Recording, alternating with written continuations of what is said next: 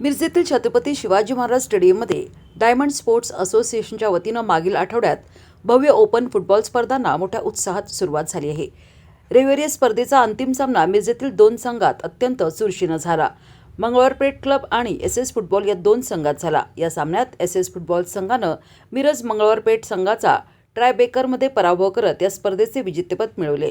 पूर्ण वेळेत दोन्ही संघ 1-1 बरोबरीत राहिले। यावेळी आमदार इद्रिस नायकावडी, ज्येष्ठ नेते सुरेश बापू आवटी, श्वेत पद्म कांबळे यांच्यासह अनेक मान्यवर उपस्थित होते।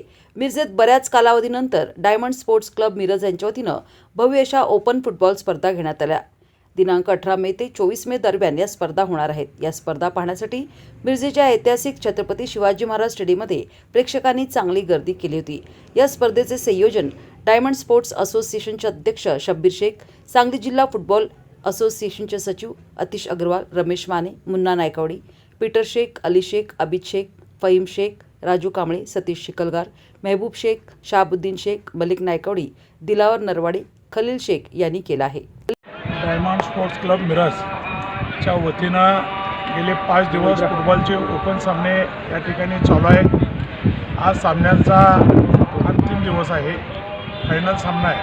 त्या फायनल सामन्याच्या शुभारंभाला आपल्या मिरजेचे लाडके आमदार, आमचे मार्गदर्शक आदरणीय इद्रिसभाई नायकावडी साहेब, या डायमंड स्पोर्ट्स क्लबचे अध्यक्ष आणि आमचे सहकारी शब्बीर शेख, त्यांचे सर्व सहकारी गेले 7 दिवस या ठिकाणी सामना चालू आहे।